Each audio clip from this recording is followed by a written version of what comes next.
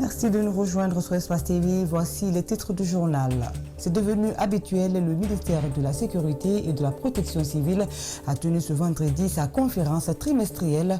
Au menu, de nombreux points, notamment la criminalité, les tracasseries policières, la délivrance des passeports et des cartes d'identité biométriques. Les détails, c'est dans un instant. Des cas de fraude ont été signalés dans les zones de Dubreka, Farana, Lola et Zirekouré.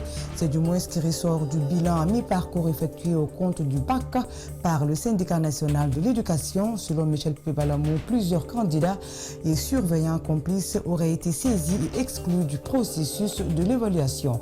Ali Badra Kamara sera dans ce journal pour nous en dire plus. Bonsoir et bienvenue dans ce 20h à la une. C'est une instruction qui fait grincer des dents, mais qui réjouit certains. Le président de la République ordonne au ministère de la Santé la fermeture des cliniques clandestines. Pour le coordinateur de la Coalition nationale des professionnels de la santé, c'est une mesure qui était attendue, mais il faut tout de même l'accompagnement par le statut particulier des professionnels de la santé et l'opéralisation des ordres des pharmaciens et des médecins, entre autres. Alceni Bari et Abdoulaye Kamara. Suivez.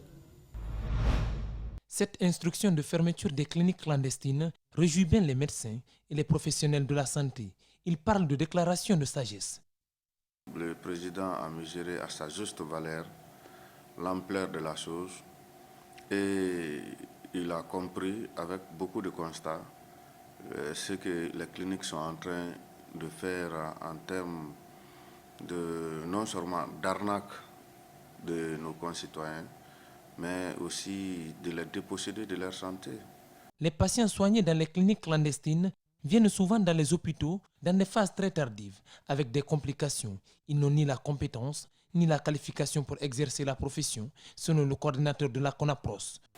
Vous pouvez rester dans les hôpitaux, vous recevez une ordonnance où il y a une prescription de plus de 3 antibiotiques. Ou bien c'est des ordonnances où on va voir par exemple que le patient il est hypertendu, mais il prend des médicaments qui sont très dangereux pour l'hypertension artérielle. C'est des exemples qui n'en finissent pas. Pour réussir le pari de mettre un terme à ces cliniques clandestines, ce médecin préconise de revoir le statut particulier des professionnels de la santé, l'opérationnalisation de l'ordre national des pharmaciens, des médecins, des infirmiers, des sages-femmes et surtout la sanction. Il faudrait d'abord que ces mesures-là soient accompagnées par des mesures coercitives.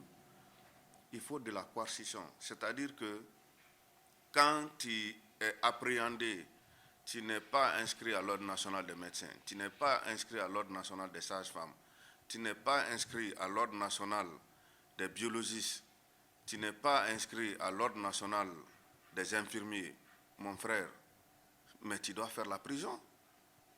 Mais c'est de laxisme. Si toutes ces instances-là sont opérationnelles, je vous assure, on n'a pas besoin de dire au ministre de la Santé d'être sur le terrain pour aller fermer les cliniques clandestines. La plupart des médecins évoluant dans les hôpitaux publics du pays ont leur clinique privée à eux. La plaie semble plus que jamais pourrie et profonde, car sa ramification va jusqu'à la vente des faux médicaments.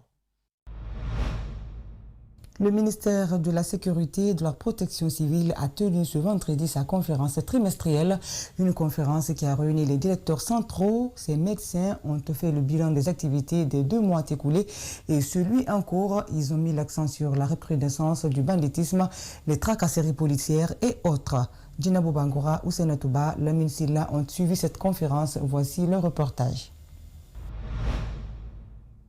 La restructuration de la direction centrale de la police routière, le transfert de propriété pour l'établissement des cartes grises et immatriculation, les cas de viol enregistrés sont entre autres sujets débattus lors de cette 3e conférence trimestrielle de la police nationale. Nombre de cas d'accident pour le 2e trimestre, 994 cas d'accident.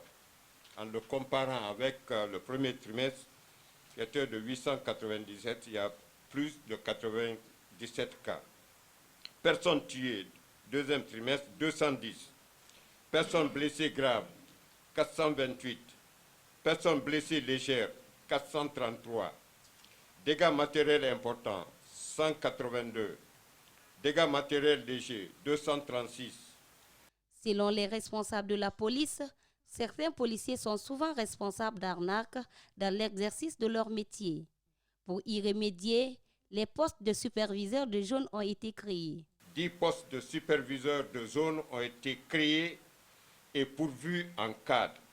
L'implication de ces superviseurs de zone a créé une dynamique au sein de la police routière.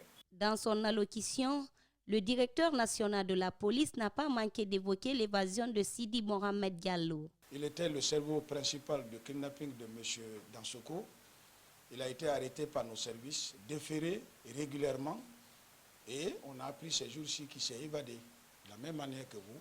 Et puis déjà c'est un homme averti, certainement il est sorti avec une autre stratégie, et puisque la police aussi a plusieurs stratégies, on a même des stratégies à l'international, parce que nous sommes membres de l'Interpol, nous sommes à sa recherche, et quand il sera arrêté, vous serez informés au temps opportun.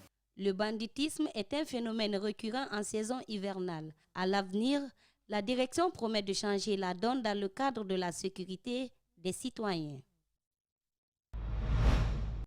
On vous le disait dans les titres, des cas de fraude ont été signalés dans les zones de Dubrika, Farana, Lola et Zirekouré. C'est du moins ce qui ressort du bilan à mi-parcours effectué au compte du BAC par le syndicat national de l'éducation.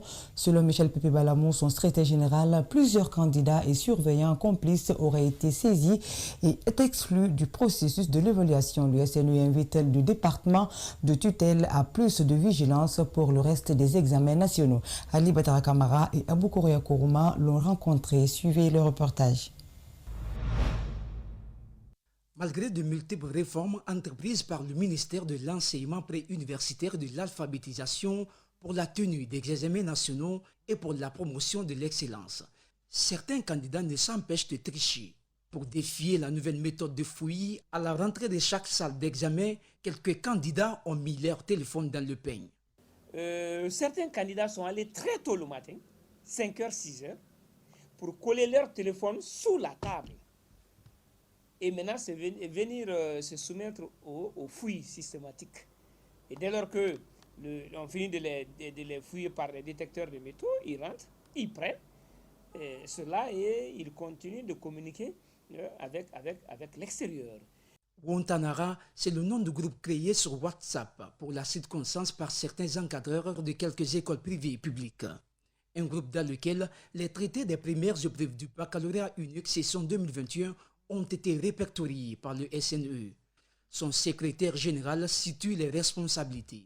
Nous pensons qu'il faut interpeller les enseignants. Le problème se situe au niveau des enseignants. La fraude de l'élève est facile à contenir, mais la fraude de l'enseignant, celui-là qui passe 9 mois à enseigner ses élèves, ses candidats, et au moment où il faut les évaluer, c'est ce même-là qui vient encore. Autre dysfonctionnement, c'est le retour du comité de rédaction pour la substitution des copies dans des centres d'examen, précise Michel Pepe Balamou. Cette année, il y a une spécificité, il y a une diminution drastique. Les centres où les candidats ont accès au téléphone passent par la fraude électronique. Les centres où les candidats n'ont pas accès au téléphone ont recours au comité de rédaction où on traite des sujets pour faire entrer par la fenêtre, par des enseignants eux-mêmes et accompagnés par des parents d'élèves sous la complicité de certains chefs de centre, de certains délégués et de certains superviseurs. Il invite le gouvernement à engager des poursuites judiciaires contre des fraudeurs qui usent, selon lui, de tous les moyens à décrédibiliser les examens nationaux. Aux dernières heures de l'évaluation du baccalauréat au compte du deuxième jour de surveillants, un homme et une femme ont été arrêtés ce vendredi 23 juin par le délégué du centre d'examen se trouvant au collège de Mafreya, une sous-préfecture située à Frocaria, de 115 km de Conakry. Dans certains quartiers, la pluie a commencé dès 6 h du matin et jusqu'à 18 h. Le ciel n'était pas dégagé et beaucoup se sont vus contraints d'affronter les courants d'eau. Mamadou Salouba nous montre quelques images de cette journée. Regardez. 12h15 à Wanindara, sur la route Le Prince. Ici, Cela fait maintenant 7 heures qu'il pleut, presque sans interruption. Impossible d'apercevoir les rails. Les piétons avancent avec prudence. Un saut dans l'inconnu. À quelques mètres de là, entre Kisoso et Wanindara, la même image, mais avec une certaine pression qu'aucun motard, encore moins un piéton, ne pouvait affronter. Un vendredi pluvieux, ici, seuls les automobilistes prennent le risque d'affronter le courant. La pression est forte. À Sangoya, une autre image, celle d'une fontaine créée par les eaux de ruissellement et qui se jette sur la chaussée, obligeant ainsi les automobilistes à garder le pied sur l'accélérateur. Quelques mètres plus haut, toujours à Sangoya, cette fille se retrouve bloquée. Aucune chance ne s'offre à elle. Ici, les eaux de ruissellement ont formé une véritable cascade. À Conakry, on n'attend pas le beau temps pour faire ses affaires. Quelques années auparavant, la Guinée était connue pour ses fruits abondants et accessibles à tous. Hélas, depuis un moment, les fruits connaissent une hausse sur le marché. Dans ce cas, les vendeuses sont souvent accusées de procéder à une augmentation fantaisiste des prix. Elles se défendent en accusant à leur tour les fournisseurs. Mamadou Sirebari, Marissa Kamara et Aboubakar Kakebangoura, reportage. Ces fruits sont cultivés et vendus en Guinée, par conséquent, ils ne subissent aucune taxe à l'importation. Pourtant, figurez-vous, ils sont plus chers que certains produits importés. Consommer les fruits du terroir est devenu un luxe. Ce luxe, beaucoup de Guinéens ne peuvent pas se l'offrir. Une pastèque, par exemple, peut coûter 80 000 francs guinéens. Cela représente plus que le revenu journalier minimum du Guinéen. Avant, le transport ne coûte que 300 000 ou 400 000. Maintenant, on parle d'1 million ou de 2 millions. Sur ces 2 millions, tu dois rajouter tes frais, chercher l'argent de ton fournisseur et ton intérêt.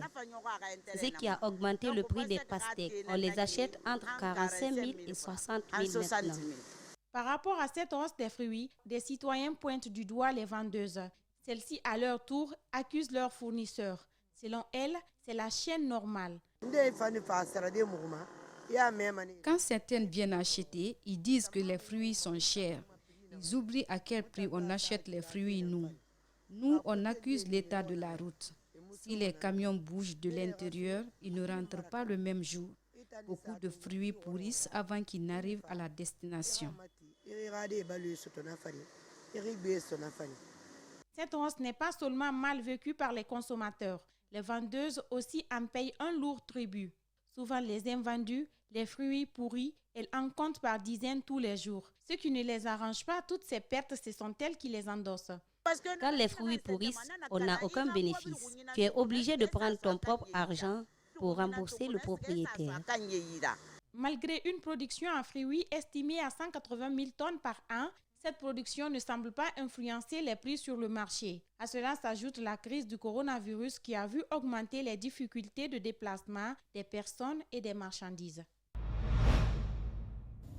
Le président du mouvement Ousmane Lansari pour Alpha Condé, Mola Kanabrégé, a bénéficié ce jeudi à Koya d'un certificat pour son combat en faveur du chef de l'État. C'est une initiative de la cellule des volontaires communicants du RPG Arc-en-Ciel.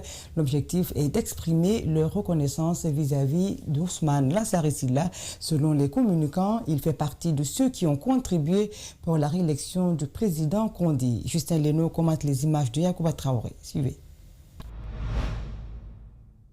Cette cérémonie de remise des satisfecits est un acte de reconnaissance des efforts consentis par le mouvement Molak. La détermination de cette association a massivement contribué à la victoire du président Alpha Condé lors des élections présidentielles du 18 octobre dernier, selon les initiateurs. M. Ousmane Lansari Silla, que j'ai eu l'opportunité de côtoyer, est un homme extrêmement humble. Un homme de vérité, il ne ment jamais à quelqu'un. La cellule des volontaires communicants du RPG Arc-en-Ciel explique qu'avant la grande victoire de l'actuel président, des actes forts avaient d'abord été posés en sa faveur par le mouvement Molak.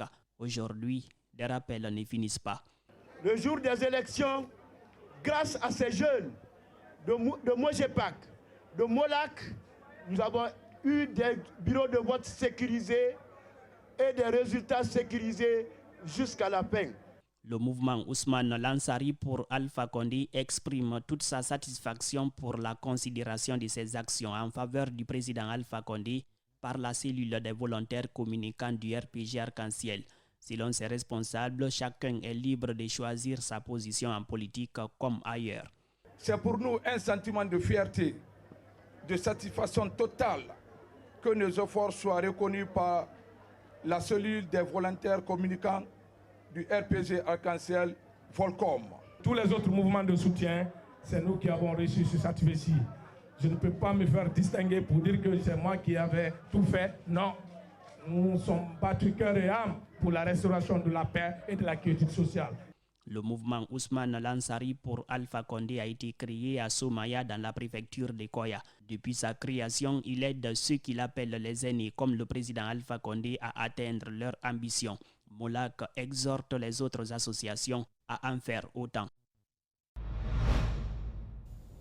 Ainsi prend fin cette édition. Elle a été réalisée par Dina Boubangora et Djibril Ba. Merci de votre attention. Au revoir.